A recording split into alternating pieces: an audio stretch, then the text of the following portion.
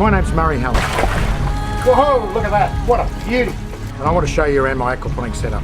From now on this fish will grow much more slowly, but it's possible it will get up to 5 or 6 kilos if I keep it long enough. There's a lot of mystery surrounding aquaponics, but we want to demystify that totally for you in this video. So if we've got a 1,000 litre tank, for example, we can have 1,000 litres in volume of grow bed. Look at this beautiful fish. Today we'll show you several different systems and how they work. And what will happen is then the water will be sucked up through these slots.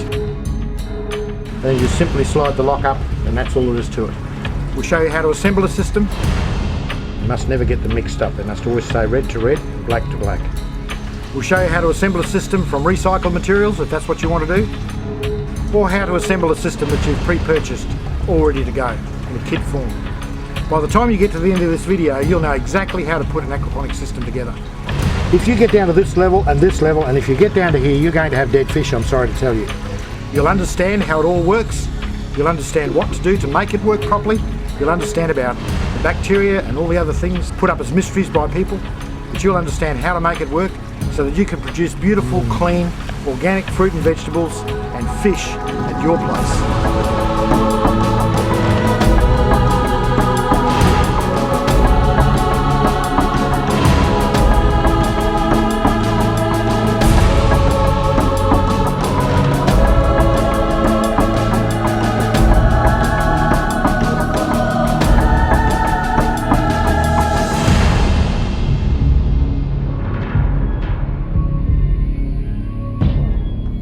What is aquaponics? Aquaponics is the successful integration of the best of aquaculture and the best of hydroponics.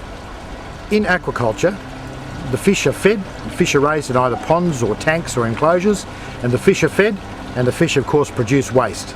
And dealing with that waste becomes a real problem in aquaculture projects. Very elaborate filtration systems are used to try and keep the water pure, but eventually the water has to be discarded, and the water is pumped out into dams or into rivers or local streams or some way of being disposed of, which can become a problem.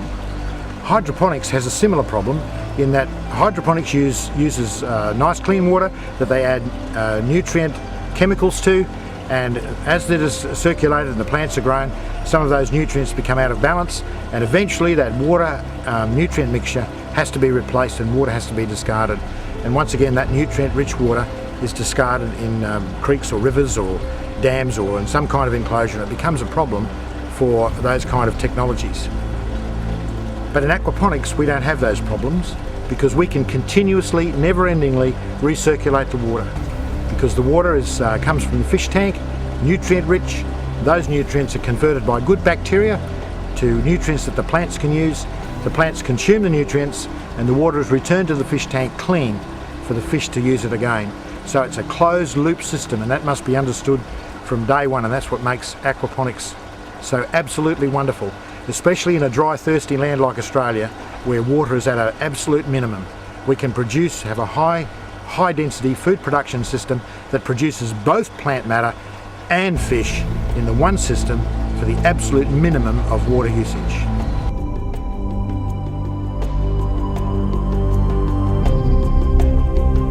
This is our basic balcony kit, and I'm going to demonstrate today how we assemble one of these. If you've just received this delivered to your home, what the steps you'd go through to assemble it. And during that process we're going to explain how you make sure that the system is cycled and that the fish are happy and the plants are going to grow really well. So as part of that process we'll cover all those aspects when we assemble this kit. So let's get started. First step in positioning our tank is to make sure that it is level. If you're placing the tank on a sand bed like I'm doing here, or perhaps on your back patio, which may be already a concrete patio or a paved patio, you need to pick a site that is nice and level. It needs to actually make sure that it's a level from side to side. It must be level. If for example you've got a concrete patio, front patio, generally they fall away a little bit to the outside to allow rain to run off, so you need to position it so that the fall is from the back to the front, so that the front may be slightly lower than the back, but crossways from side to side the system needs to be level. So use a good quality spirit level to check that yours is level, and if it's not and you're on a sand base, you can do something about that quite easily. You can just get some more sand and you can level the site. Make sure you take a bit of time to make sure that the tank is sitting on a good firm base if you're using a sand base, because together with the weight of the water, the weight of the gravel and the weight of the fish, you're going to have an item here that weighs about 1.5 tons. So it's quite heavy. So you just can't put it on any old rickety base because otherwise you'll have problems. Next thing is to get our fiberglass grow bed and position it on top of the fish tank. As you can see, sits neatly atop the system. And interestingly, this system has been designed to withstand all the rigours that will come against it as it is built and as it is used over the years. And being fiberglass, it's perfectly strong enough to hold the weight of the grow bed, which will have the gravel in it and also water in it.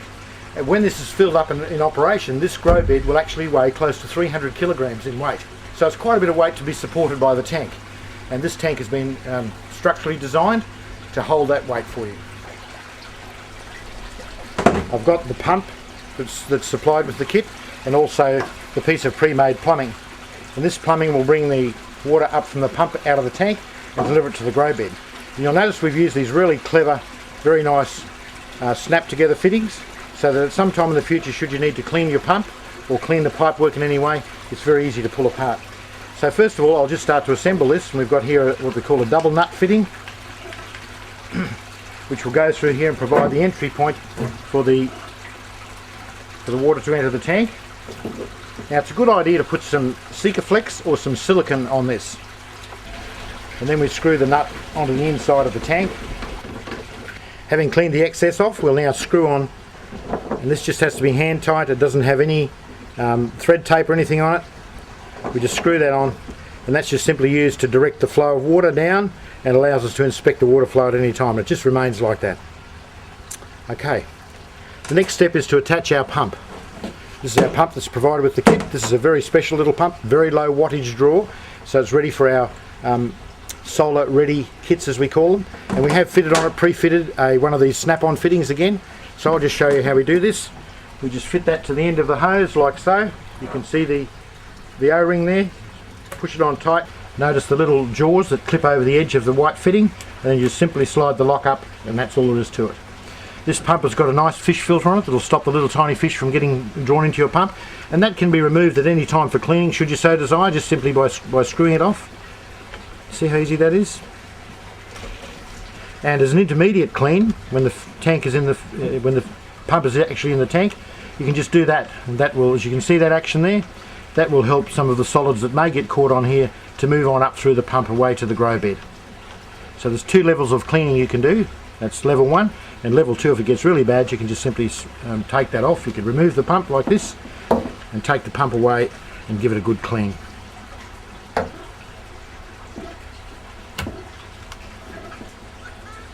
If you're wondering what this is a tap that we've put a bypass line in, and this enables us to adjust the flow by using this little tap to allow probably half the water to bypass and spray out over the surface of the fish tank, thus adding to the aeration that occurs in adding oxygen to the water for the fish.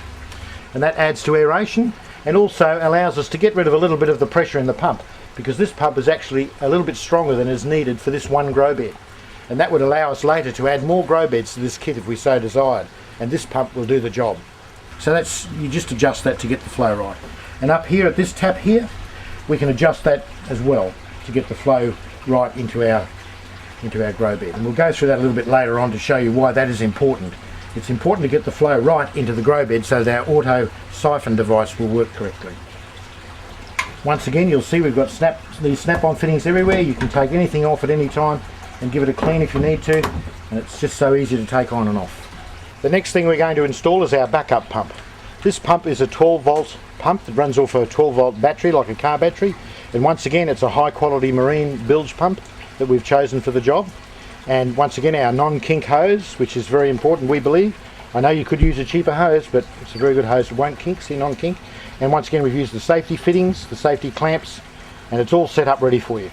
As to the wiring, this is the wiring that comes with the pump, and there we've done a join to give you an extension lead, and that join has got soldered joins and shrink wrap over it so that you won't have any electrical interference later on.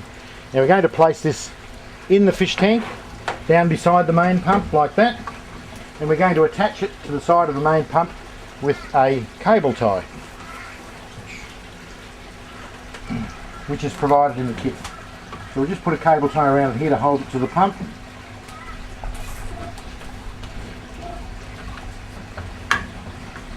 Okay, and that's about all you need to do really. And the idea of that is that this 90-degree fitting here will once again spray the water out over the surface and cause the water to be aerated or oxygenated should the mains power go off. Once again, we'll run this lead to wherever it's suitable to you. If you want to extend it and go up over there to some other place, or if you want to come neatly over the side to a battery pack down beside your tank, that would be a good idea as well. This is our backup power fail switch.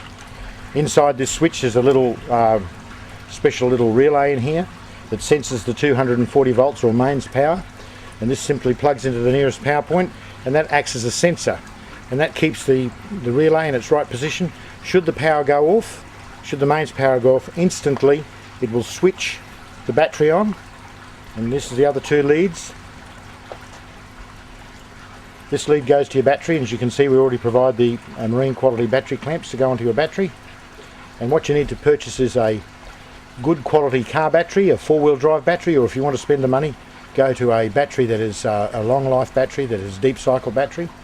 And then on this end of the leads, the little fitting is provided that you'll clamp on to the wire that comes from the pump that's resident inside the tank. So that's the basis of the backup system. An absolute necessity when you've got fish, because if fish go without air for any length of time, they will die. It's as simple as that. So they must have air into the water to provide oxygen. You must have dissolved oxygen in the water in plenty of supply, and this is what this will ensure will happen. I just want to show you how to connect up the 12 volt backup pump to the fail-safe switch and the battery power supply. We provide these little connectors here, which are high-grade connectors, and you'll need a Phillips head screwdriver, and you just loosen that off because they come tightened on. We just loosen it off sufficiently so that we can get it off. And then we get the red wire from the pump, from the 12 volt backup pump, and we put the two wires together. The two red wires must go together, and then we put this device back on again and get the wires to go right to the back of it. Just need to loosen that a little bit more. Okay, get the wires to go right to the back of it, like that, and then tighten up the screw. Not over tight, but just nice and firm so that the wires can't come out. There we go. Now we'll do the same with the black wire. The black wire is negative and the red wire is positive. We must never get them mixed up. They must always stay red to red and black to black. Once again, nice and neatly, just twitch them together. If you've got soft hands, you might have to have a pair of gloves while you're doing this perhaps, and then just tighten it up nice and tight, not over tight, just firmly like that. Now we've got a beautiful join that is electrically sound, and it's also insulated, and it's safe. Mind you, it's only carrying 12 volts of DC current, so no one could get electrocuted with that, but it's still safe and it's still sound, and that's the main thing. And then of course we want to run our wires away from the grow bed and from the tank, and perhaps you might like to use one of the cable ties that's provided just to hold it to there nice and neatly, and then you run it away to your battery and connect up to your battery. And remember to plug this into your 240 volt source, or your mains power source, the same as your pump, and your system is ready to go. What will happen with that is, if the mains power goes off at any time, the backup switch will sense that, and it will immediately turn on the 12 volt backup pump to spray water over the top of the fish tank water. You'll notice that we will need at least 3 mains power points in order to run our system.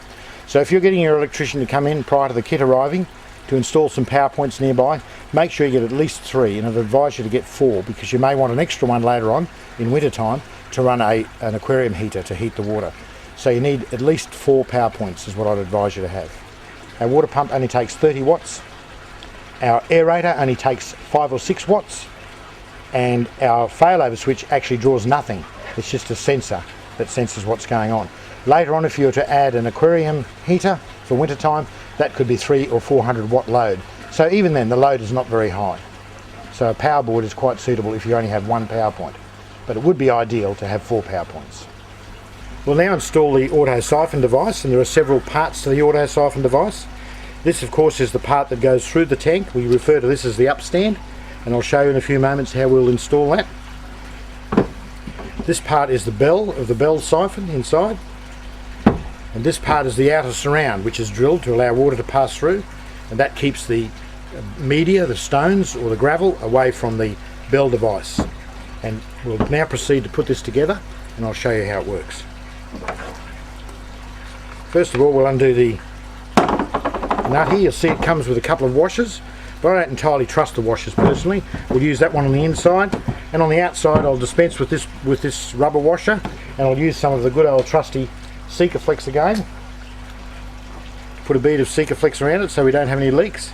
So we'll just run a bead of Sikaflex around like that. So when we tighten the nut up, we'll get a good seal. So I'll have to reach under here now and screw that on.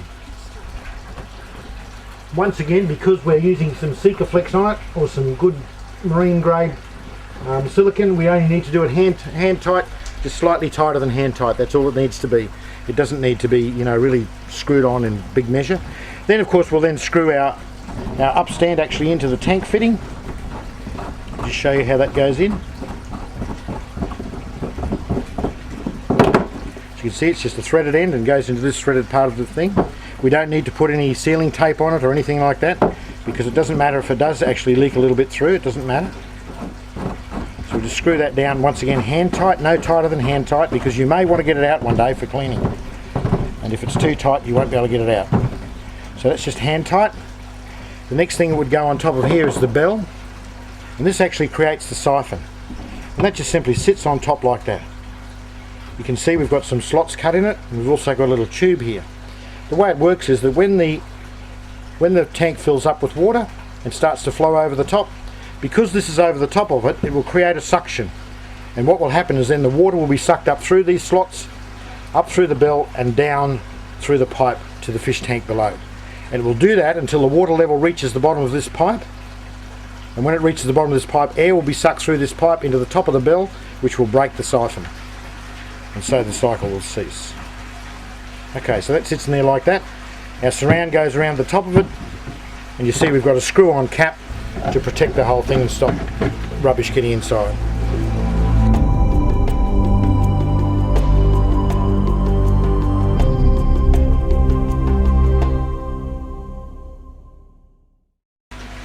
Now the last thing we need to do is fit this little device on the bottom, which is just simply an outlet pipe and we have that loose and not glued, so that we can adjust it a little bit to get the flow right.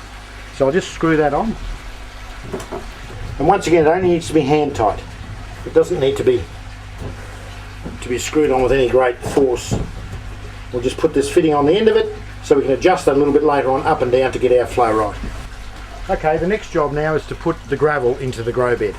And we've chosen to use very nice expanded clay beads for our gravel, because it's just so nice to use.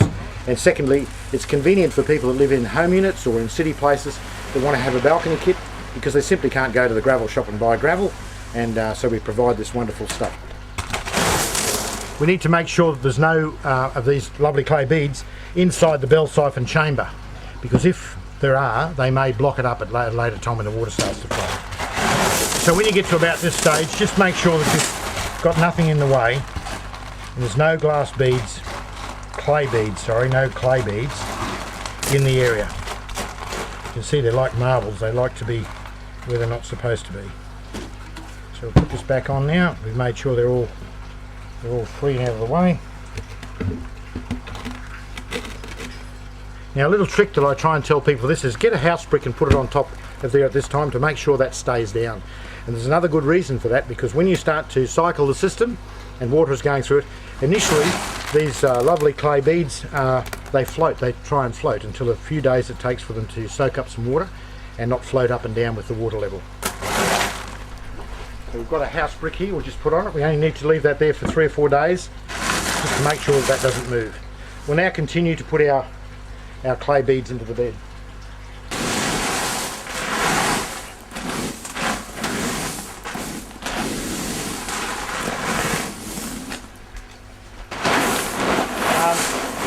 We like to have a depth of 300 millimetres of grow bed.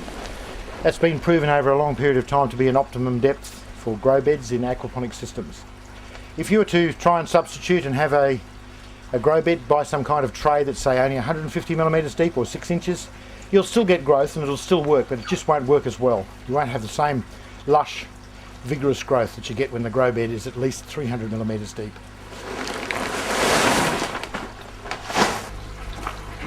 The last thing we're going to put on is the kiddie cover. The wooden kiddie cover that's provided with the kit. That just sits atop here. We've got a groove cut out for the pipes and the wires to go through. Slide that into place. There we've got a kiddie cover. Doubles also as a seat when you want to have your barbecue. You're sitting around barbecuing your fish, you can sit here and have your barbecue on top of the kiddie cover.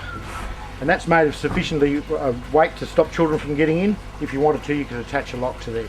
There's only one thing left to be done now, and that's to fit our aerator. And I'll just go and get that now. This is our aerator kit that comes with it. This operates on mains power. You'll see provided in the kit is the actual aerator pump.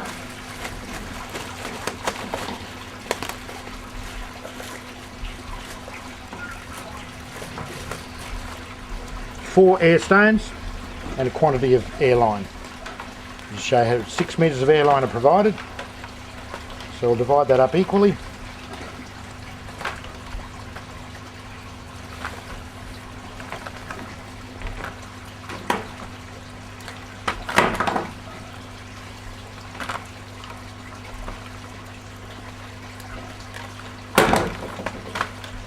Fasten an air line to each exit point on the pump just by pushing it over, and then of course we put an air stone in the end of each air line.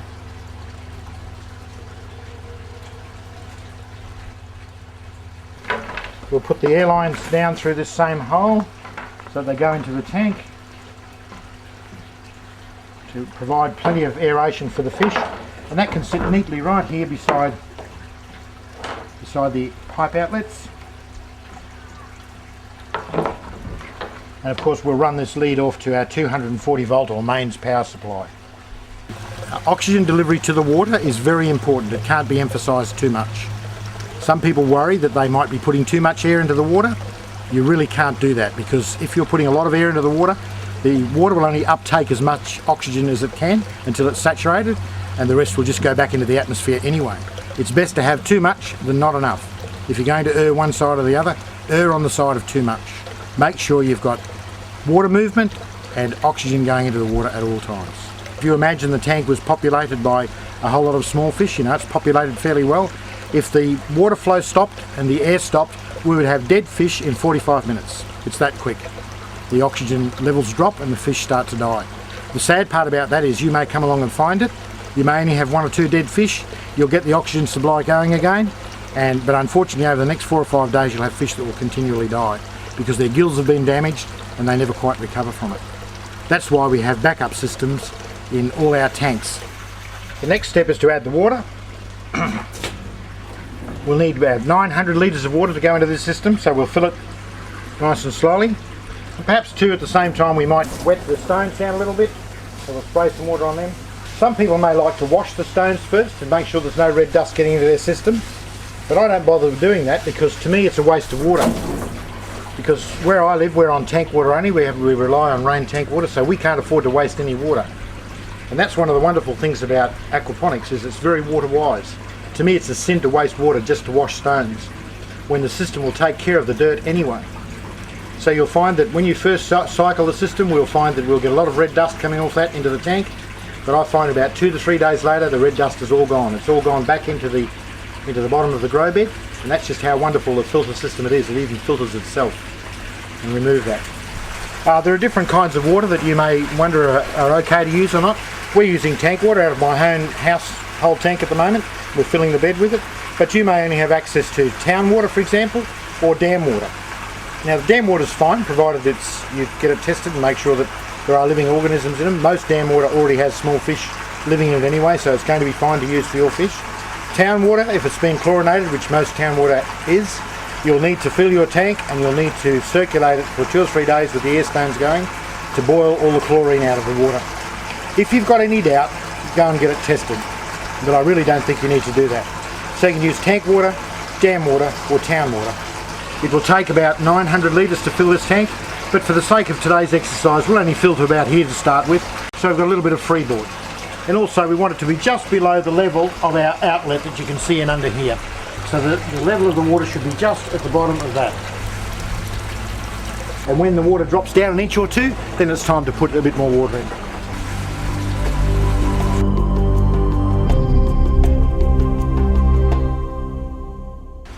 There are two ways to get your seedlings. You can raise them yourself from your own seed, which is what I personally prefer to do.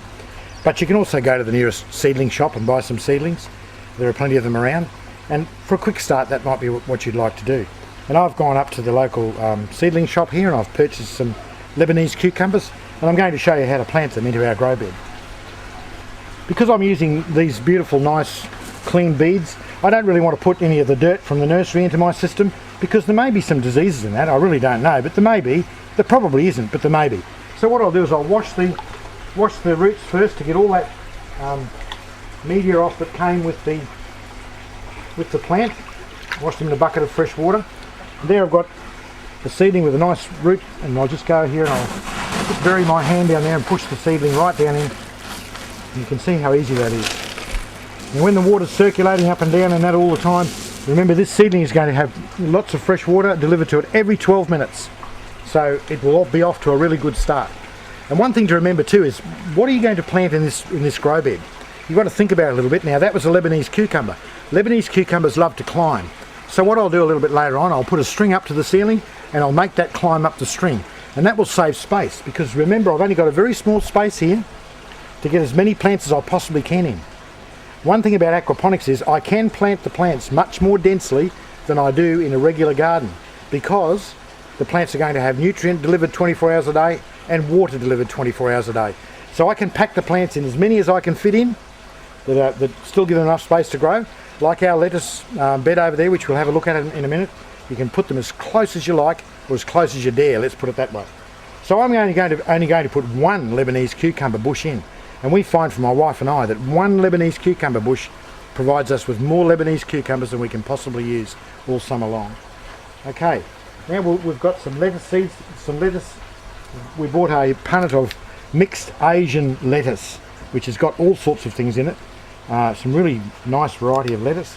So once again we'll do the same thing. See the coloured leaves there and all that sort of stuff. I'll wash the roots off, wash the stuff out of the roots, the media that they grew them in. Get it all out, and there we've got reasonably clean roots there, and we discover that we've actually got several plants here.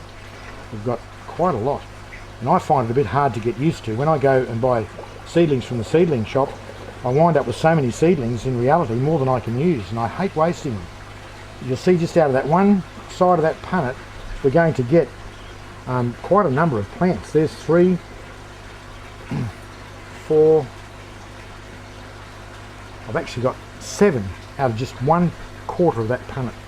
7 of those things. Now that will be more lettuce than I can possibly hope to use in any given day. And personally I found that the hardest thing to learn about aquaponics is the need to be sensible about my planting. I generally tend to plant too many of one thing at a time, and that's what happens. Because I go and buy some seedlings, for example, because I'm being lazy, I end up with so many seedlings and I plant them all out. Next thing you know, we've got more lettuce than we can even give to our neighbours. We're inflicting all these lettuce on our poor neighbours.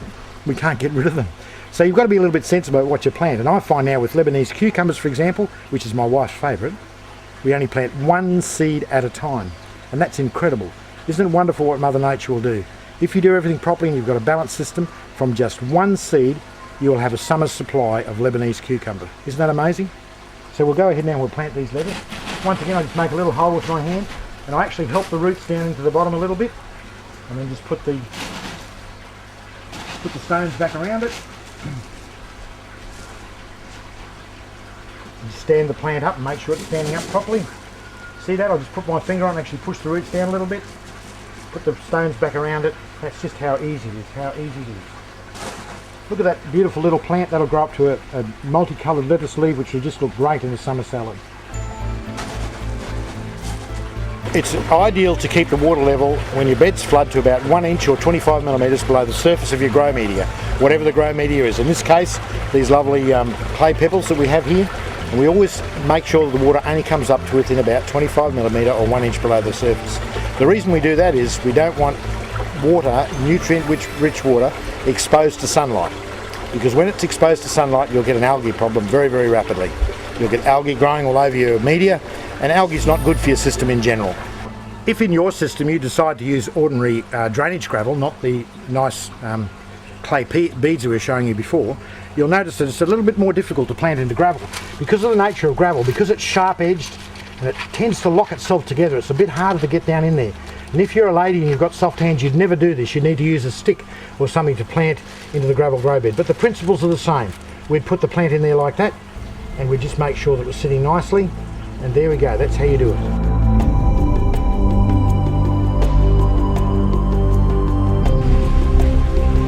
When initiating a new system, one has to worry about or be concerned about the nitrogen cycle. In other words, cycling the system is the term that's often used. Some people find this difficult to understand, but it's really the conversion of the fish waste into matter that can be disposed of or used by the system. And in the case of aquaponics, we want the fish waste to become fertiliser for our plants, and we want the plants to clean the fish waste so it keeps the fish water nice and clean. So that process is referred to generally as the nitrogen cycle. So the fish give off ammonia as the main byproduct of the fish, and that comes partly from their gills and partly from their normal disposing of waste, their solid waste and liquid waste, and that is mainly ammonia. Now, in the fish tank and in the grow bed we have good bacteria that forms, naturally occurring good bacteria. We won't go into the botanical names or the official names of those, but there's two basic types of bacteria. The first one converts the ammonia to nitrite, and the second group of bacteria convert the nitrite to nitrate. And then the nitrate, of course, is able to be used by the plants. So that's how the process works in very simple terms. So you have fish waste that winds up being converted into nitrate, and then the plants use up the nitrate, and then the fish water is returned to the tank perfectly clean as far as the fish are concerned. We must flood and drain. It's a very important principle in aquaponics. And the reason we flood the bed is because we want to deliver the nutrients to the plants, and we want to deliver the nutrients to the bacteria that converts the ammonia to nitrates for the plants to use. Now, in order to do that evenly, it's best to flood the bed, because then the whole of the bed is filled with water. You can't possibly get any dry spots in the bed or blank spots in the bed when you flood the whole bed. And then, of course, when we drain the bed rapidly, we take away all the water, and that allows the roots of the plants to be oxygenated, and also allows the delivery of oxygen to the good bacteria that's working away in there, converting the ammonia to nitrates. I believe very much in the process of Mother Nature and Father Time. And Mother Nature is just absolutely wonderful the way it takes care of the fish waste and provides beautiful clean water back to the fish. Now, there are two ways in which we can cycle a system. There are two schools of thought on this, and the first one is the natural way, which is personally the one I prefer to use, and that is just to allow the system to mature naturally, and that will take 6 to 8 weeks for that to occur. We do that by having our tank set up. We've got our water in the tank, we've got our beads in the grow bed, and it's all ready to go. We've tested our pump, and we've got the cycle working very nicely. The auto siphon is discharging as it's supposed to, and it's very satisfying. Everything is flowing the way it's supposed to. Now, the good bacteria actually is naturally occurring in water and in the air, and you will find that it will establish itself without any assistance whatsoever over time. It takes 6 to 8 weeks, as I said, but it will establish itself. You simply do that by allowing the system to cycle. What I like to do is, first of all, to plant some plants. Straight away, first day, put some seedlings in the grow bed and get it going. We can keep those seedlings going quite easily by using a product called sea sol, or more commonly known as a seaweed extract. We've already mixed some sea sol or seaweed concentrate to the correct strength according to the bottle instructions, and we're going to add probably about a cup of that to the system when we first start up. That will go in there, and it will start to provide nutrient for the plants, because the plants need nutrient to start with. The seaweed concentrate is going to serve two purposes for us. It's going to add just a tiny little bit of ammonia to the system. Remember, seaweed extract doesn't have much nitrogen in it at all, but it has a little tiny bit. It's going to add a little bit to the system for the bacteria to kick off with. and it's also going to provide food for the plants while we're waiting for things to cycle. And we do that for about 2 weeks. We add a little bit of sea salt every day. We'll spray it on with a sprayer, spray it onto our plants and have it cycling away. You'll see the plants will be doing okay. They'll start to take nicely. They'll start to develop nice colour about them. And then at the 2-week period, I would then add my fish.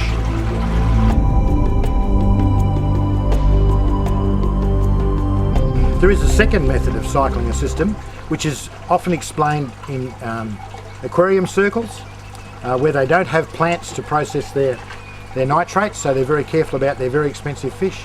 So there's another way you can do it, and that is by using urea. Urea is a fertiliser that you can obtain at any hardware shop or plant shop all around the world. In Australia it's called urea. It's very, very high in ammonia. Now if we were going to cycle the system that way, we would plant our plants as per usual, the same as I described before. Use a little bit of sea salt to keep the plants going initially for the first day or two, and then I'd add only half a teaspoon of urea, of pure urea, to the water and mix it in. Now that will provide an immediate source of ammonia for the system, and that will actually get the system going a little bit faster. But I really caution you to be careful about the amount of ammonia you use. I've seen lots of folk do that method, and after 2 or 3 days they think it's not going quick enough, so they start adding a tablespoon, 2 tablespoons, and next thing you know you've got a system that's in crisis. So 1 teaspoon a day or half a teaspoon a day, depending on the size of your system, and allow Mother Nature to take her time to create the good bacteria and let it work in your system. One thing to remember about both these good bacteria that exist in these systems is that they're very slow growing bacteria. They don't multiply rapidly overnight, so it will take some time for it to establish. And that's a good thing really, because it also takes time to destroy it.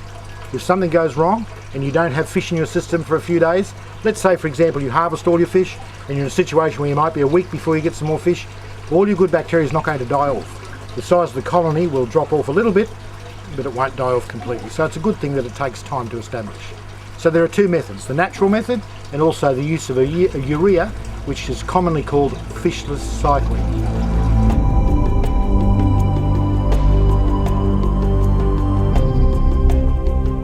And when you get the fish home, you have a tank prepared, a nursery tank of some description like I have here, that might be 100 or 200 litres in size, that you have a biofilter attached to, and you've got the water all pre-prepared, and you float the fish in the tank in their plastic bag for some hours, so the water temperature between the bag that the fish are in and the other become the same, and then you gradually add a little bit of water out of the fish tank into the bag after you open the bag, and then you release them over a period of time.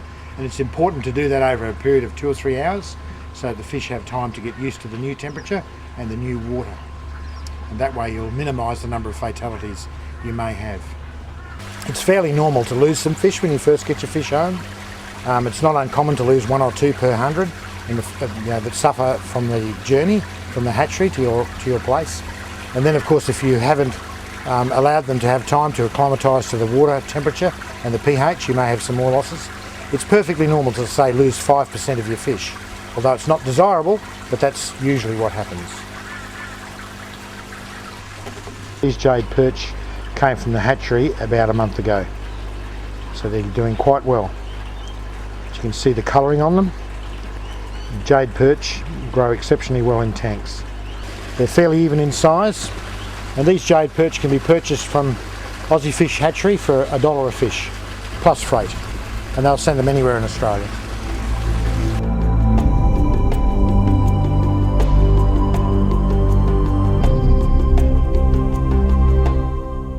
We've now got our fish in the system.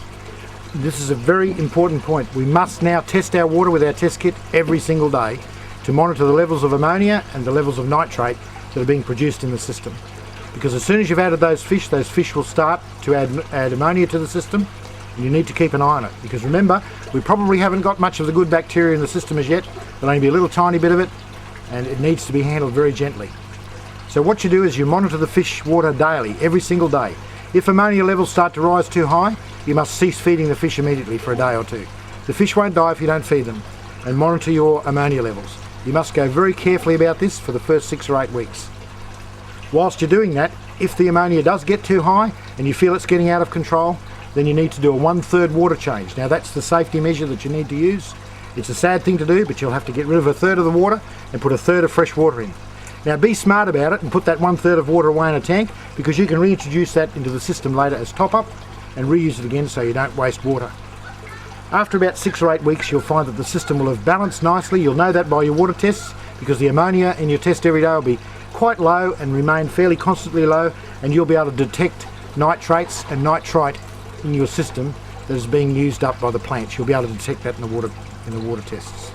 Here we have a freshwater test kit that we use regularly to test our water, especially in the early stages. Remember what we said about when we're cycling our system, that we need to test our water daily, and that's absolutely imperative.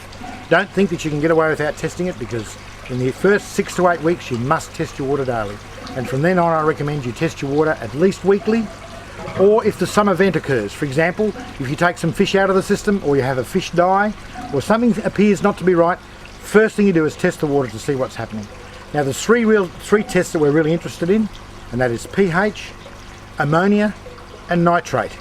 We can also test for nitrite, but that's not quite so important, because if the nitrate is there and the ammonia is there, then the nitrite will be there in the middle. But as a matter of interest, you should do that occasionally, but not necessary every time. So we'll start off by doing an ammonia test. We have a vial here which we fill with water from our system. You'll notice there's a mark on the side of the vial. You just flick it like so till you get the water down to level with the mark. See that there? We've got it down to level with the mark. Now we just need to put it down for a second, and we get out our ammonia test bottle, and we'll notice that they're in two. There's bottle 1 and there's bottle 2. And the instructions are clearly shown on each bottle. This one says add 8 drops, so we'll do that. We've got a kiddie proof lid on it. You have to hold that to one side while you unscrew the lid, and we'll just carefully add 8 drops. Okay, there's 8 drops. We'll put the lid on our vial like so, and we'll give it a little shake. Then we'll leave it stand for 30 seconds or so right there while we prepare our next bottle. Second bottle, bottle number 2, clearly labelled 8 more drops. So we'll get our vial, undo our lid and add 8 drops. Okay, fasten the lid, put our top back on and give it a good shake. Now we have to leave it stand for about 5 minutes for the dye to take, and will give us a reading. When the 5 minutes is up, we have cards here. You can see these cards that come with the kit, the colour cards that will give us, and here's the ammonia colour card, and judging by the colour that the material will become, we'll see what our ammonia level is. Now in a system normal, we would call normal in this range here. Those first 3 colours is normal. When it starts to get down to that colour, the alarm bells should be ringing. It's time for you to start doing something like reducing the amount of food you're giving your fish, or adding some more water perhaps if the water level's gone down. If you get down to this level, and if you get down to here, you're going to have dead fish, I'm sorry to tell you. So that's the safe range. That's let's take some notice range, and here we're in trouble range if it keeps going that far.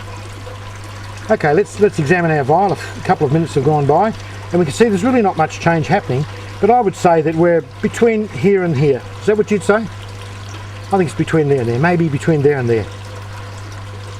But anyway, the range is perfectly within normal. We would expect to find some ammonia in the system, because quite logically, if there was no ammonia at all, it would mean that we've got miles too many grow beds, or we've got dead fish or something. There's no fish in the system, because the fish generate ammonia in their normal everyday activity. So there must be some ammonia in the system. So don't be alarmed if you always test and you always find like this that you're going to get an ammonia reading like we have. We're going to prepare our second vial, and our second test we're going to do today is a test for nitrate. We want to know if there's nitrate in the system, and that will show that our bacteria, our 2 lots of good bacteria, are doing their work and converting the ammonia from ammonia to nitrite, and then from nitrite to nitrate. So we're going to test for nitrate. We've filled our vial, we've shaken it down till it's level with the line, the same as we did with the ammonia test.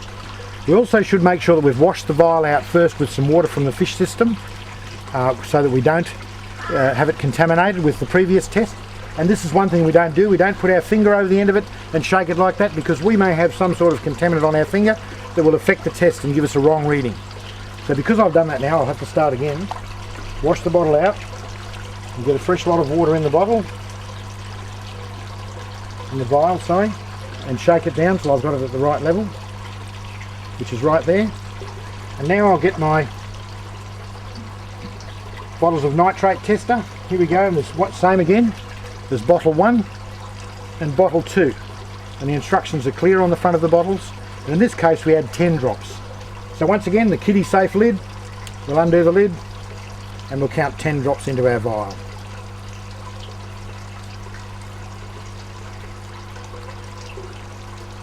Because I'm a boy, I can't do 2 things at once. I can only count. I have to stop talking while I count. We'll give it a shake, same as we did before. Let it settle for a minute, and then we'll get bottle number 2. Make sure you check the label. Yes, this is bottle number 2. I'll take the lid off, and I'll add 10 drops to the vial.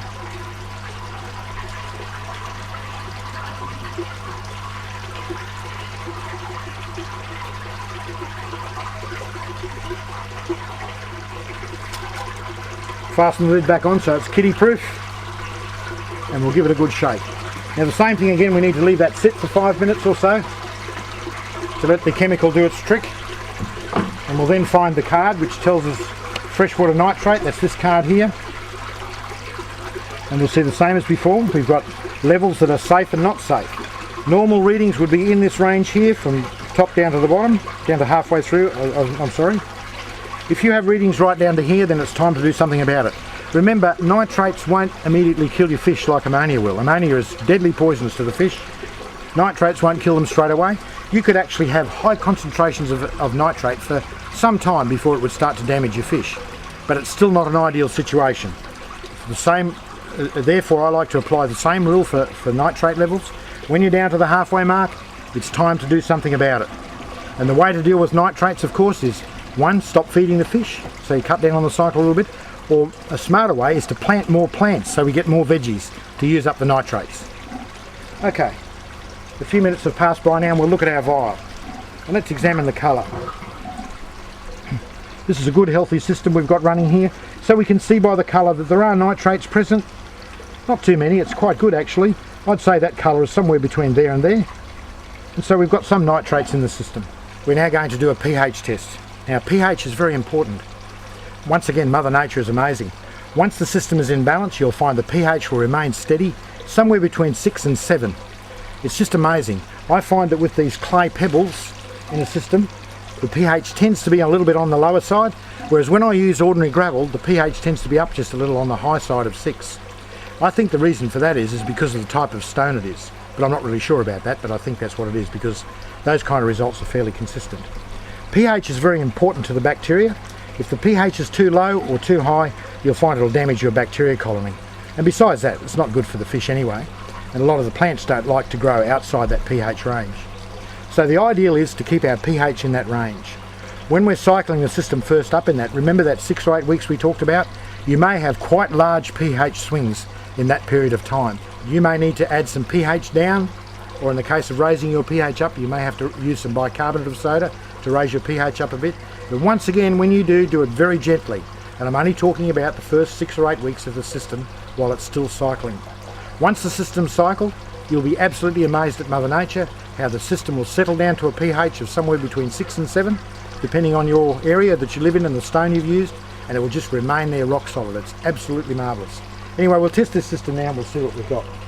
We have a high range solution and we have a standard solution. I'm going to do the test with the standard solution because I expect my system to be in the normal range between 6 and 7. If when I'm cycling sometimes, cycling the system in that first 6 or 8 weeks, we may find that we have a rapid rise in pH, and that's why we need this other test to see how high it has really gone. But under most circumstances, when the system is cycled, we just use this one here. Once again, it's clearly labelled, pH test, and we can see there is 3 drops required. Put the solution in, add our cap, and we'll give it a bit of a shake. Once again, we'll give it a couple of minutes to settle down. We'll pick up our vial, we've let it stand for a minute or two, and we're going to compare it with our chart. And this is our standard range chart, and you can see that the colour of this fluid will give us a reading of exactly 6 actually. So that bears out what I thought would happen. Because we're using the expanded clay pebbles, and these clay pebbles tend to be slightly on the low side as far as pH goes, I find that these systems sit neatly all the time between 6 and 6.2. They hardly ever move. The only time they do move a little bit is when I add a lot more water from the dam down the back, because the water coming straight out of the dam is actually very close to 7 in pH. So when I add that to the system, it'll bump the system pH up for a couple of days, and then it will settle right back down again to 6.2 or 6 without need of any intervention by me. Isn't nature marvellous?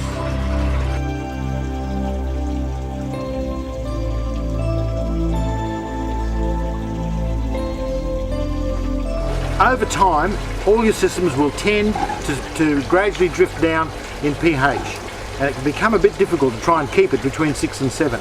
One method that I've found works very well is the addition of eggshells to my system, because eggshell is pure calcium carbonate, and that will help keep my system above 6, because obviously if the system is going into acid, then it will eat away the eggshells as it requires it, and it will lift the pH and keep it just above 6. So an easy way of doing that is get a bit of old pantyhose. Don't pinch your wife's new pantyhose, you'll be in trouble for that. And just cut it up, make a little bag out of it.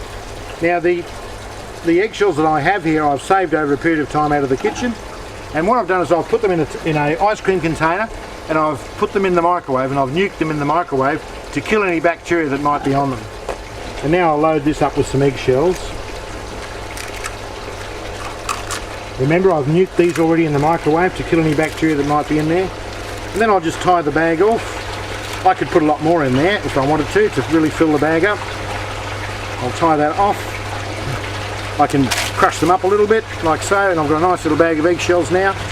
And then I can just bury this in amongst the media. Put it down there in a place where you know where it is, so you can come back and have a look at it in 3 months' time and see how it's going. Another product I could use if I wanted to was go to an aquarium shop and buy some crushed coral. Same idea, it'll do the same job for you.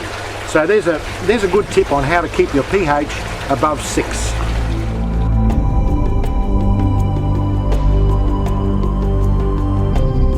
A common question asked by people is, how many fish can I put in a system, and how many grow beds do I need to balance my fish tank? Because aquaponics is all about balance. We must achieve balance in the system, because that's how nature works. And really in aquaponics what we're doing is employing the best features of nature to provide us with beautiful fish and vegetables, clean organic fish and vegetables for our home.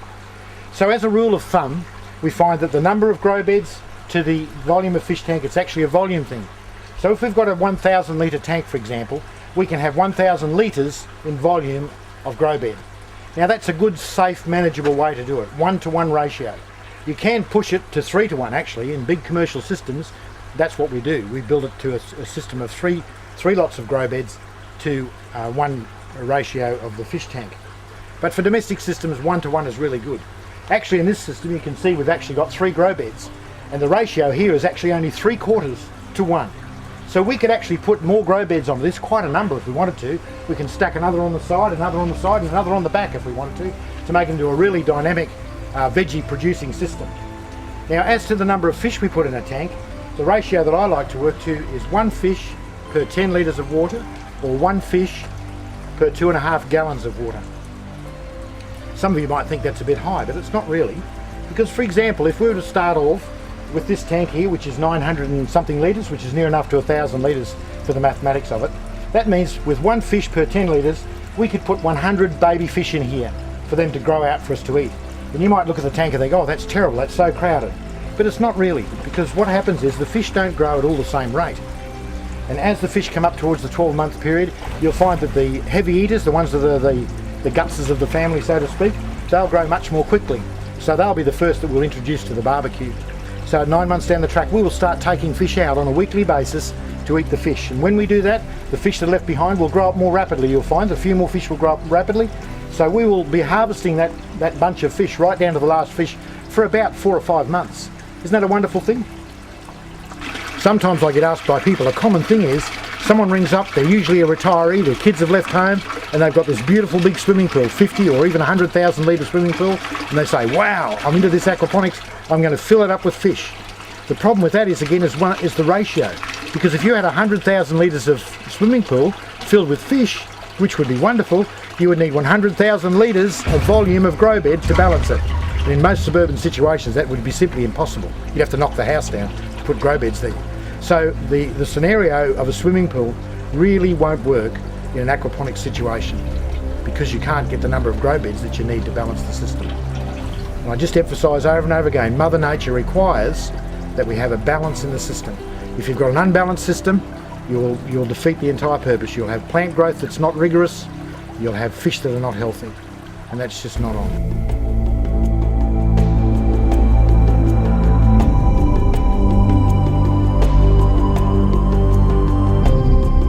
We've got these grow beds here that are about 6 to 8 weeks old now, and they're really well established, as you can see, and we've achieved a nice balance with the number of fish we've got in the fish tank, and the fish are growing. And let's ask the question, what happens when the fish grow and they're obviously producing more nutrient? Well, the obvious answer is to add more grow beds. So we've got some beds here that you can see we've just added to this system. Probably a little bit early for us because we've got 150 fish in that tank, but they're still quite small. But we've added these grow beds so that we can cope with the extra nutrient that the fish are going to be producing. And you can see it's already doing very well. Look at the plants, the growth is just beautiful. Now these plants are actually suffering a little bit from lack of nutrient because the fish are so small, and we've just suddenly doubled the capacity of our system by having double the grow beds. So we can assist that a little bit by giving a little dose of sea salt, seaweed extract every day, putting into the system, which is what I do for these beds, to make sure that there's enough nutrient for the plants. But it will come into balance slowly now. As my fish grow, these beds will come into balance and everything will just be great.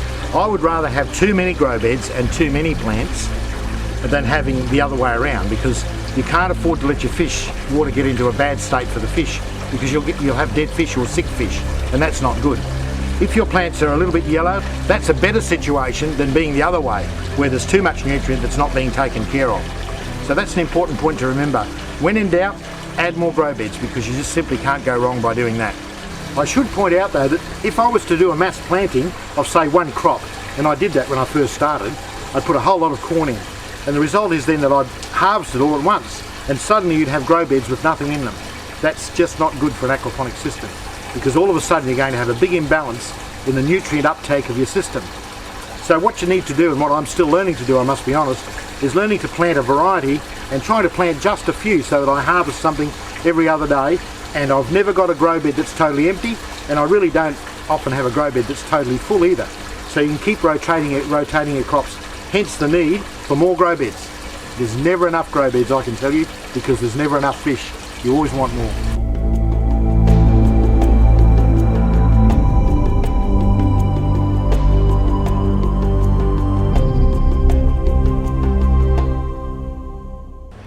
I'd just like to talk to you about shading your aquaponic system.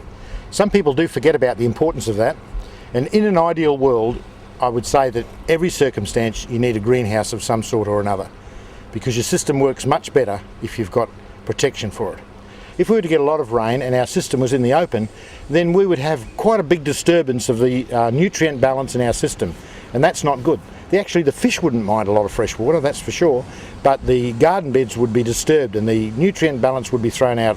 And besides that, you may have some flooding, you may have overflowing, you may have fish escape, all sorts of things can happen if the system is not covered.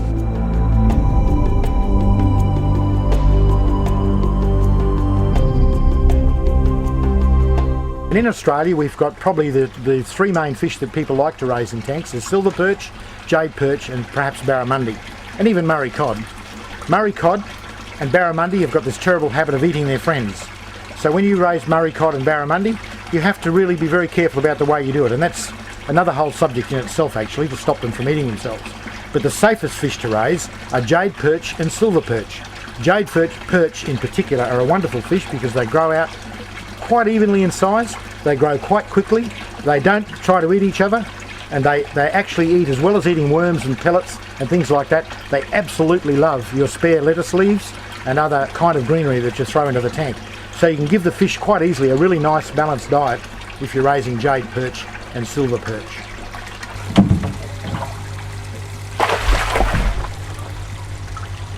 Look at that! That's a beautiful silver perch, weighing about 1.5, 1.7 kilos. This fish is about 2 years old, slightly less than 2 years old. It comes from the hatchery as a fingerling, about that long between my fingers, say about 25 millimeters, 30 millimeters in size, 1 inch for the American market, and it's grown to that size in less than 2 years. From now on, this fish will grow much more slowly, but it's possible it will get up to 5 or 6 kilos if I keep it long enough. We just better put the poor guy back before he suffers any great drama. They are native to Australia. This particular type of perch is native to Australia, and they grow well in tanks, although jade perch do grow better than silver perch, but they adapt really well to tank culture. They like being in tanks, and they're a very good fish to eat. They're lovely to eat. And in growing them in tanks, disease is almost unknown in homegrown fish. If you look after your water quality and you keep the plants growing nicely, you can be absolutely assured that you'll get fish that's pure and free of all the sorts of nasties that people are talking about and worrying about all the time these days, the fish that comes from the supermarket. At last, we have a jade perch. Look at this beautiful fish. Jade perch, one of the characteristics of jade perch is that they have a spot or two randomly on their sides. You can see the black spots here. Sometimes the spots are quite large. See on the other side of the fish? See the spots on them? And see the beautiful jade colour, hence the name, hence the common name, jade perch. See the beautiful colour on them? Now this specimen is about 1.6 kilos in size and very healthy and really should be on a barbecue plate. But, whoops, he got away. Jade perch, quite coincidentally, the CSIRO a number of years ago did studies on these fish and found the jade perch have the highest concentration of omega-3 fatty acids of any fish in the world, and that's just absolutely amazing, because there we have a freshwater species growing in central Queensland, and it's absolutely loaded with omega-3 fatty acids. So my choice of fish to grow is jade perch for that very reason. They're a beautiful fish to grow. They adapt exceptionally well to tank culture. They grow quite uniformly in size in tanks, and in 12 months from a little tiny fingerling you'll have fish that are 800 grams to a kilo, which is termed to be plate size. It'll be a bit hard to catch them here, but we'll see if we can catch one. Yep, some Murray cod. Here we go. Beautiful Murray cod. Aren't they a pretty fish? We've got about 150 Murray cod in this tank, and these Murray cod were fingerlings in January this year, so they're now in their 9th month. So they've been through winter, they haven't grown much during winter, but now the spring is here, they will start to grow quite rapidly, and we expect another 6 months we'll have beautiful plate sized Murray cod here.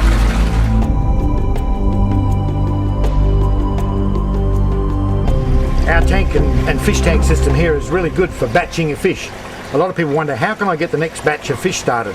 Because oftentimes if you put smaller fish in with bigger fish, depending on the species, the smaller fish will be eaten. For example, with barramundi that would happen, with Murray cod that would happen. The bigger fish would eat the smaller fish. So with our fingerling tank that we have here sitting atop our main fish tank, this is a 250 litre or around about 70 or 80 gallon tank. And when our fish down the bottom here are half grown, they're about the 6 or 7 month stage, we'll then get another batch of fingerlings and we'll put them here in our fingerling tank. And the water is fed back from our grow beds behind me, and it's pumped partly into the fish tank and partly into the fingerling tank above. So we've got they're sharing the same water, the same temperature, the same amount of nutrient, everything is working fine, and yet we've got another batch of fish. When we've consumed all these ones, we've taken them out and we've used them, we then transfer these fish down and we then get another batch of fish to be coming up along behind that. So that's how you can have a continuous flow of protein for you and your family coming through your aquaponics system. This is our nursery tank for sleepy cod. You see we have over 100 sleepy cod in this tank. They're little tiny fellows. These came from the hatchery about a month ago as well. So they will be a year to get to the same size as the ones in the other tank, and 2 years before they're ready to eat. I'll just move these plants back out of the way. And we look in here, this is our sleepy cod tank. We have in here 125 sleepy cod. As you can see by the name, they're lying around having a sleep. Let's see if I can catch one here for you. Here we go, beautiful sleepy cod. Now this fish is exactly 1 year old, They're slow growing, they don't grow very fast. Whoops, he got away. But I am told that they are the best eating fish on the face of the planet. Okay, be nice. Open your big mouth and show everyone what a big mouth you've got. There we go, look at that mouth. Sleepy cod are known in Asia as the marbled Kobe fish, and they're highly prized as an eating fish. It's said that they are the best of all the freshwater species for a table fish, and I'm yet to find that out. Yet they take about 2 years to get to plate size, which is said to be from 800 grams to a kilo in size. So that's the sleepy cod, and as you can see by their habit, they just lay around all day sleeping. They're a tropical fish, so you need to keep the water heated during winter months, up to at least 18 degrees for them to continue to eat and grow. And then in the summertime, of course, they'll take off even more. And by December 09, we'll have some wonderful barbecues, some sleepy cod barbecues. We need to consider what fish is most suitable for your area. Obviously in Australia we have a great range of climate, from far north Queensland right down to the southern states, and not all fish are suitable for all areas. And it's a bit difficult if you try and raise a tropical fish in Melbourne, for example. Obviously you're going to have heating problems, and vice versa. If you try and raise a fish that's native to the southern states in North Queensland, you'll have cooling problems. So it's best to choose a fish that's pretty much native to your area if you can. In Australia we've got a wide variety of really good Australian native fish that we can use. And the first one I want to talk about is jade perch. It's actually my favourite fish because over a period of time I've tried all sorts of fish and I keep coming back to jade perch. Jade perch are very hardy, they grow well in tanks, they're really well adapted to tanks. They will eat, pellets or worms or African fly larvae, black soldier fly larvae, really to raise them easily. They're really a Brisbane North fish, or let's say a central New South Wales North kind of fish, because they're native to the Barcoo River system and they're kind of semi-tropical. So if you're any further south than that, you'll need to heat the fish tank in winter, and that can become expensive. Silver perch is really native to most of the east coast of Australia, from the north to the south, and it's a very hardy fish. It's really a good beginner's fish. It's pretty hard to kill silver perch actually, and they grow reasonably well in tanks. They don't grow as well as jade perch. You have a greater variety in size. Some don't grow very much, others grow well. But for home consumption, they're pretty hard to beat silver perch. And you can get them from hatcheries from Melbourne right through to central Queensland. So silver perch is a really good one to start with. Murray cod are becoming more readily available now from hatcheries all over Australia. And they really are a fish that's from medium water to cold water. For example, say Brisbane South is a good area to raise Murray cod. Murray cod don't mind if the water gets down to let's say 5 degrees C. They'll survive that quite well without heating, and they'll still continue to feed. But if the water gets up to 30 degrees C, you'll have deaths with Murray cod. Now Murray cod, the disadvantage with them is they're a bit like our friends barramundi. They tend to like eating each other, although not to the same extent as barramundi, and they seem to have just unexplained deaths as you go along. The batch that I'm raising now, I started off with 200 and I'm probably down to about 150, and the other 50 have just died for no real apparent reason. The water quality is good, all the parameters are great, but we have some deaths. We're yet to learn more about raising Murray cod in tanks. Now sleepy cod come from North Queensland. They're a tropical to semi-tropical fish, and they will require heating in winter. They're very temperature sensitive in the sense that they go right off their food, and they are susceptible to disease if they're in cold water. I have found that they don't die if the water gets down to say 15 or 12 degrees C, but they certainly don't feed, and they certainly don't do very well. The old favourite barramundi, people always ask me, can I raise barramundi? Of course you can, but barramundi are very much a warm water fish, so I wouldn't attempt barramundi really unless I was from say Brisbane North or central New South Wales North. But the big drawback with barramundi is that they're a bit hard to raise for the home grower because they have this bad habit of eating each other. So you need to grade them regularly, in other words try and keep all the sizes the same, because fish just don't grow at the same rate. You'll get one fellow that's the pig of the pack, as we say, and he'll get most of the food and he'll grow more rapidly. And then unfortunately with barramundi, as soon as he's a little bit bigger than some of the other guys, he sees them as breakfast. And so you'll experience a lot of losses with barramundi unless you're prepared to have multiple tanks and you're prepared to grade them. A good old favourite for southerners is trout. But trout are very temperature sensitive. The water must be below 23 degrees. The temperatures above that very much will result in trout deaths. Trout have to have really pristine water. The water quality's got to be really great. But they are wonderful feeders. They feed very, very readily. They'll eat almost anything, and they grow quite rapidly. Another variety of fish is commonly called redfin, or English perch, which is a fish that's been brought here by our friends the Englishmen. And in England it's regarded as a very good sport fish, I believe. In Australia, in most states of Australia, it's regarded as a pest fish and is illegal.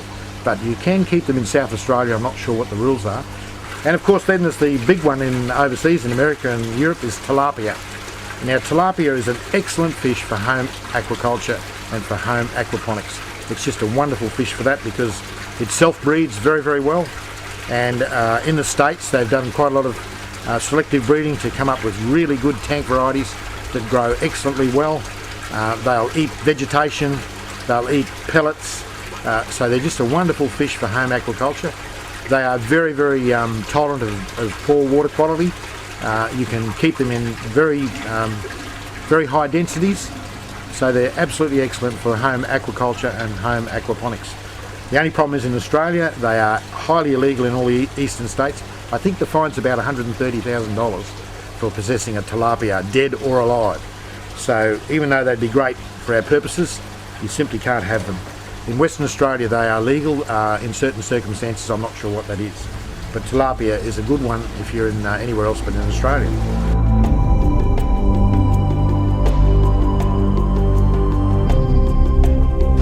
Look at these strawberries here and here. Look, there's more of them everywhere you look. More strawberries coming up here. Look at that, isn't that beautiful? All grown on fish poo. Wonderful, wonderful strawberries. Oh, look what I found. Oh, how awful. I think I'll have to eat it. Yeah, people often comment that come here to visit our garden, they comment on how green everything is. And it's true. And when we first started growing it, both my wife and I used to comment that the lettuce looked almost as if they were made of plastic. They're so healthy and so strong. Look at that beautiful Cos lettuce leaf. You can grow lettuce in one of these systems. It takes 24 days in a little seed pot to raise the lettuce seed from planting it to get it ready to plant out, and putting in this garden bed. 24 days later you've got a mature lettuce. And the reason the plants are so healthy, there's really no mystery to it, is the plants are constantly supplied with water.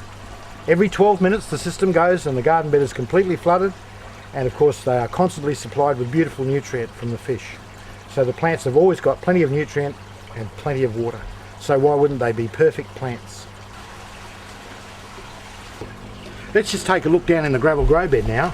This gravel grow bed is just on 3 years old, and you'll see what happens in the gravel grow bed on a 3-year period. You can see there's water in there because this system is in the middle of a cycle, a pump cycle, and you can see what's developed in there. See all that stuff on my fingers? That's actually fish poo. Sounds terrible, but that's what it is. They're the fish solids that have accumulated in the system. It's 3 years old, and you can imagine the wonderful, all the goodies in there that the plants love to eat. Because your aquaponic system works so well, you're going to be able to grow so much stuff in a very small space. And so we've got to make good use of our vertical space as well. And you'll notice here that I've got an overhead wire, and I've got these strings that we tie our tomato bushes up on. We grow climbing beans by choice because we can make good use of vertical space. We've got this device here which is commercially available. It's called a tomato hook. It's just simply a wire device that's got a couple of meters of string, about 5 or 6 meters of string on it. And what we do is we hook that over our wire and we tie the string to our tomato plant or our bean vine, and that way we can get it to grow up and we can make good use of vertical space. The other fascinating thing about aquaponics is that you don't have to rest the garden beds like you do in a normal garden situation. We can just keep growing crops over and over again in the same space because of the wonders of it all. We're delivering nutrient all the time to the garden bed, and we're delivering water to it all the time. Fresh, nutrient-rich water is being delivered over and over again, and we simply find we can just keep growing veggies all the time, all year round. And in fact, I'm amazed at the tomato bushes we can grow. We find they have a life of about 9 to 12 months in the one bush. We just keep cropping and keep cropping and keep cropping because of this wonder of having nutrient and water delivered to it constantly all the time.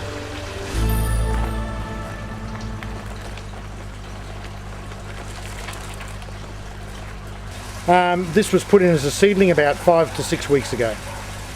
It's a seedling. Look at the root system. Lovely and clean. Beautiful root system. Now we can plant straight back into that area that's come on in that period of time, and that is as solid as a rock. You know, that's a really solid cabbage.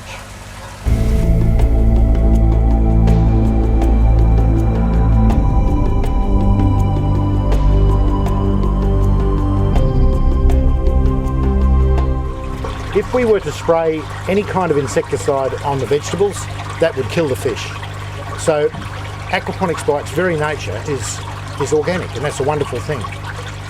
Particular plants like Asian greens are very susceptible to grubs, so we find we can control that by companion planting with marigolds in amongst it, for example, and also by spraying with a garlic and sea salt mixture. It's sometimes a good idea to add a little bit of household detergent to your mixture, just a couple of drops, because that will help wet the leaves of the plant. You can see here that the mixture doesn't stick to the cabbage leaf too well unless I add a little bit of soap, which will help. Not too much soap because we don't want to disturb the fish, but just enough to make the mixture wet, so we can actually wet the leaves with our sea salt and garlic mixture. Look at this beautiful coriander plant. Isn't that glorious? That was a seedling only 3 weeks ago. Isn't that beautiful? Beautiful onions coming in here. We're trying to see how well onions will grow in these clay pebbles, and I think they're going to grow very well. They were standing up nicely a few days ago before these plants started to take up. In the back here we've got some parsley. We always have to have some parsley. See the parsley bush there? So you need to plant it in a back corner somewhere because it tries to take over after a while. And mint, I'll give you a tip of advice. Don't grow mint in an aquaponics system. It goes berserk. It does. It ends up growing through all the pipes and it just takes over. It becomes a monster plant. We call it mint the monster plant.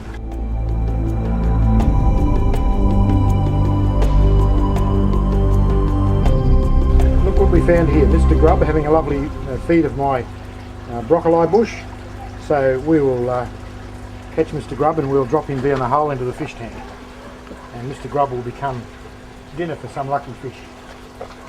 Now we're going to feed the fish. We've got here a quantity of pellets. These are very good quality pellets. We've chosen these especially because they have no land animal content at all. They only are made from fish meal and soy meal. So they're very good quality pellets. A lot of people are worried about the fish food, what kind of food goes into the fish, because obviously what we put into the fish is what we're going to ultimately eat ourselves. So that's why we don't want to have fish pellets that have any land animal content. We don't want, old dead cows to be used to feed our fish. So we've chosen these pellets very carefully. And there we are, that's what they look like. We're going to feed our sleepy cod right now, and they feed best in the afternoon. As you can see, the sun is going down.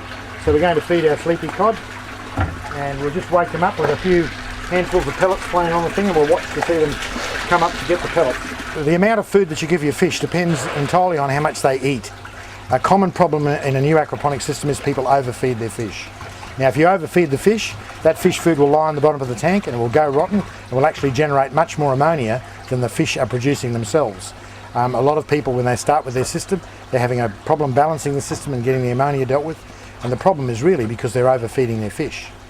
So what you do is use a floating fish food. I find is easier. You throw the pellets onto the surface of the water and you watch the fish come up and take it, and they quickly get used to that idea, and you just observe them feeding. When their feeding slows down, then that's enough. Don't give them any more fish food.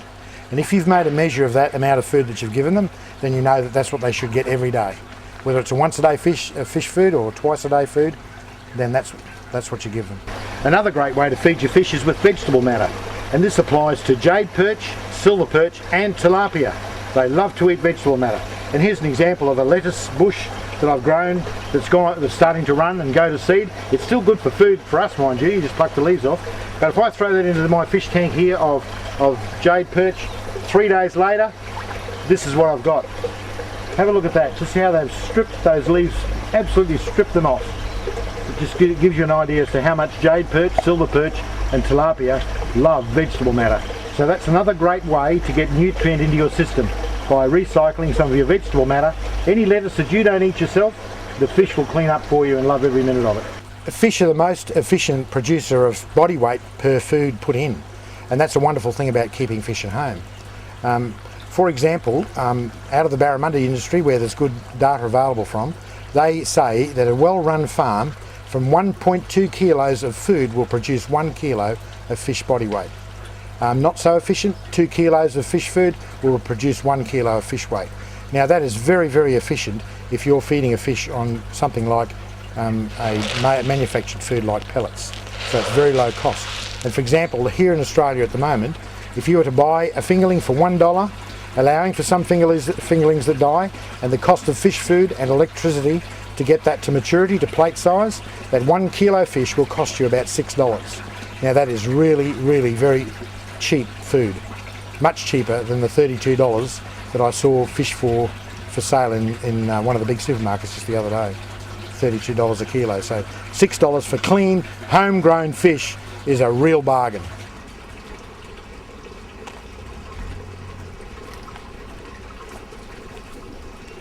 I'm here at my friend Gary Donaldson's place. Actually, Gary's written the Urban Aquaponics Manual, which is a really excellent manual on the whole aquaponics business, and I highly recommend it. We've come here today to look at black soldier fly larvae and to also look at duckweed production, both really good food sources for our fish. Here we're looking at the black soldier fly larvae being produced for our fish food. And we're looking in front of us here at a biopod, which is a commercially made product that we can breed our black soldier fly larvae in. And we'll just come and have a close-up shot, and I'll lift the lid. And we can see what's happening in here. The black soldier larvae are busily consuming all the household scraps we've put in there, and you can see the larvae close up there. And we can also see some of the mature larvae here that's now walking up this gangplank, and they will very conveniently drop down in the chute there for us, so they're self-harvesting. They do that because they're ready to go to the next stage of their development, which is to go and find their way into the ground somewhere and turn into a mature fly. And at that stage they would then fly up into the trees somewhere and they would mate. The average life cycle of the fly itself is only about 5 to 8 days, so they're not a problem around the home. You shouldn't get the idea that these flies will become a problem around the home, because they're just not interested in going into your house and being a nuisance. All they're interested in is consuming vast amounts of vegetable matter. They're really good at converting vegetable matter into protein for your fish. Take a look now at the harvesting chute. We can see that there's this tube attached, and the larvae have crawled up the inside of this ramp and they drop down in here. And let's just take this out. You see Madam is hanging around here thinking she's going to get some food. And we'll take a look inside here. These larvae are all fresh and clean, believe it or not, and ready to be thrown to our fish. That's if the chooks leave any behind. Okay, we've got here some frozen black soldier fly larvae that we're about to feed to the fish, and you can see they're quite hard. They're actually frozen. They don't look much different to what they did before we froze them. You can see I'll break one here, and you can see they're quite hard because they're frozen solid, so they're really good to feed the fish. Interestingly, this black soldier fly larvae is about 42% protein and about 30% fat, so they're a really excellent fish food. And remember how we got them? We used our fish and we used our kitchen scraps, our veggie scraps, and recycled them via our compost bin, and all that wonderful protein and goodness and vitamins and minerals that would have been lost perhaps is now recycled and now going to our fish. Here's another food source for our fish. This one's known as duckweed. It's a freshwater, very, very small, minute plant that grows in fresh water with nutrient passing through it. And we can see here it just looks like a mat of material over the top of the water, but this stuff is 35 to 42% protein, so it's a really good source of food for fish. Now, not all fish will eat this, of course, but jade perch, silver perch, and those fish that are herbivorous will eat this wonderfully. They just love it. We gather it up in the summertime when it grows really well, and we freeze it into frozen blocks, and we keep them for wintertime feeding of our fish. We've got some quite good blocks of it here, and we just break bits of this off and throw it into our fish tank. We would feed about that much to, say, a tank that had 20 fish in it, for example, and that would be their morning's meal. Fish don't really eat all that much food, believe it or not. A common error people make when they start in aquaponics is they overfeed their fish. So what you would do is you'd feed the fish this, and you just watch and see how much of it they take up. When they've left it alone, you know they've had enough.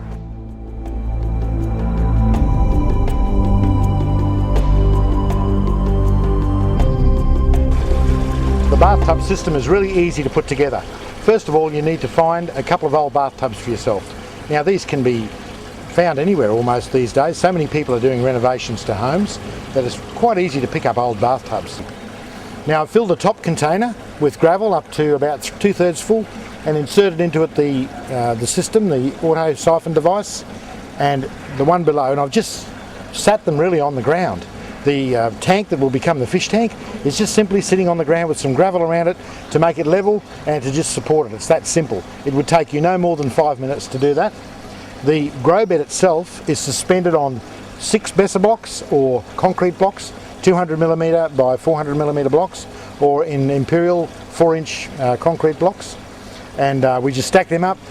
Most bathtubs have a flat bottom on them, so it will just sit nicely on there. You may have to pack one end a little bit because it's not level. You know, the bathtub is made so it has a little bit of fall in it, so you'd want to level the bathtub, and you might need to pack one end with some plywood, something solid like that, or some fibro cement sheet, something that's solid to bring it up to level. And then you would insert the auto siphon device, run the plumbing, which is quite simple, and then fill it with gravel. Then all we have to do is hook up the pump, and you'll have the whole thing running in probably an hour and a half at the most. A really easy system to do to get you started in aquaponics. The pump system here, small pump, here it is, small pump, is bringing the water up and just over this, a very simple system over into the grow bed. We've got a tap here to regulate the amount of water that actually comes out of the end. You can see that water flow is quite low really. The auto siphon device, we'll just give you a peek inside so you can see how it works. Here's the bell of the siphon, and we can see that the grow bed is now full of water, and the water is beginning to fall over the top of the upstand. And if we look down below, we will see it start to siphon. We'll just place this back inside and seal it up. Now if we swing down below, we can see the water starting to come out of the outlet back into the fish tank. And in a moment it will get a real go on. It will suck all the water out of the grow bed and return to the fish tank. And here it goes, full speed ahead. That is now rapidly removing all the water from the grow bed and putting it back to the fish tank. At the same time, the pump is still running. It is still running and pumping back into the top of the grow bed. So you've got a constant water flow into the grow bed and an intermittent drain out. So what's happening is we have slow fill and a rapid drain of the grow bed. The other good thing about this is too, it's actually a 1-to-1 ratio. We talked about the ratio of grow bed to fish tank, and both being the same size, obviously we've got the ratio just right for our purposes for a good starter kit at home. These standard bathtubs that I've got here have about a 300 litre capacity. So if we stick to our rule of thumb of 1 fish per 10 litres of water maximum, that means I could put 30 fish in this bathtub. Now initially, for your first system, I wouldn't put that many, I'd halve that, just for safety's sake, until you get used to how it all works. That's the best thing to do when you start. Be on the safe side and only have half the number of fish. I'm often asked questions about solar panels and can I run my system on solar? Right now we're striving to find the best solution for solar, and we're still a long way off actually, because solar panels are so expensive. I believe the technology will get better, but here's an example of a solar panel. It produces 40 watts of power. Now to run this little bathtub system, we would need 80 watts of power 24 hours a day. So if we do the sums, we would find we're going to need about 4 of these panels and a battery pack to run it. Unfortunately, that would cost you a whole lot more than setting up your initial system. Some people are prepared to pay for that, but personally, I think we've still got a long way to go before we can reach a really good solution for solar powering our systems. Some of our bigger systems, we're making them solar ready now because we've found pumps that are getting right down to the wattage that we want to run the systems adequately and well. But I'll stress again, it is possible, it's very doable, but also unfortunately expensive. We've just shown you this wonderful way to get started in aquaponics with the bathtub system, but we really should point out to you some of the disadvantages of it. And the first one is that it's just really too small to be stable. We have found through hard experience that the bigger the water volume that you employ in your system, the more stability you have overall. And that's stability in temperature, stability in pH, stability in neutral, in nutrient levels in the system. So it's very important to have a volume of water. And we found through hard experience that around about 1,000 litres or 250 gallon systems is about as small as you can go to really have a stable system. So whilst it's a good idea to start with this bathtub system, be prepared to have some failures if everything is not just absolutely right. And I really need to say that the cost of good infrastructure cannot be overlooked.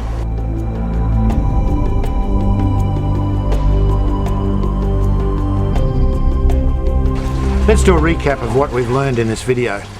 The first thing I hope we've established with you is that aquaponics is really easy.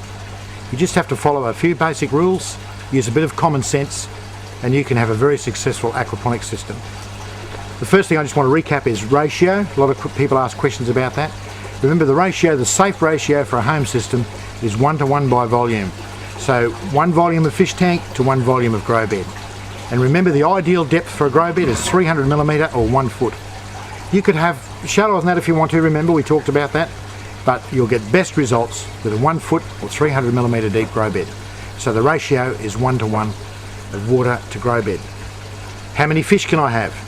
Well, once again, a safe ratio for home is 1 fish per 10 litres of water, or 1 fish for every 2.5 gallons of water. And that is based on the assumption that the fish are not all going to grow at the same rate and wind up as fully mature fish all at the same time. Remember, if in doubt, cut the volume of fish down just a little bit. You can always add more fish later. The other thing is volume of water, overall volume of water. The smaller the system and the less water you have in the system, the more prone the system is to instability.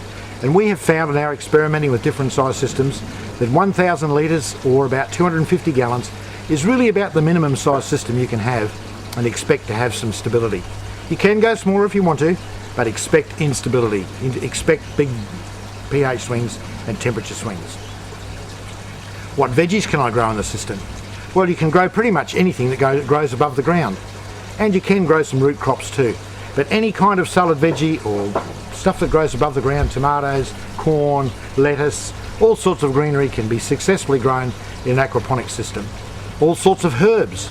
I have seen people with really wonderful herb gardens grown in an aquaponics system. What fish can I grow? Well, once again, we've covered the Australian natives with jade perch, silver perch, barramundi, Murray cod, sleepy cod, and of course for the Americas and for Europe, there's some perches that are really good, and tilapia is really the big one that people grow very successfully all over the world. I feed my fish. Remember, we've covered that. There are various ways. We could be lazy and use commercially available pellets, but if we want to avoid that, we can have a worm farm, we can have a black fly larvae farm, we can feed our fish lettuce and other such things as that. We can have a light above our tank and have insects fall into it. There's all sorts of ways we can be economical and give our fish a good wide variety of diet. And how do I cycle my system? It's only really a problem for the first 6 or 8 weeks, remember, in the early stages of the system. What I would always recommend people to do, first thing you do, set up your system, get everything cycling, your pumps are all working, everything's going great. Plant your plants, put the plants in, get them going. Keep your plants going with some sea salt, some seaweed extract to get the plants going. Then add your fish. And remember, as soon as you put the fish in and you start feeding, there's a possibility of an ammonia spike while the good bacteria sets up in your tanks and wells. What you need to do is, if you have an ammonia spike, change some water out, a 1/3 water change. And remember the slogan, when in doubt, change the water out. And the last thing but not least of all is bon appetit. Remember, have fun. You're growing good, clean, wholesome food for you and your family. And you can do it at home at your place. Excuse me, if you don't mind, I want to eat now. Thank you. This is just terrific.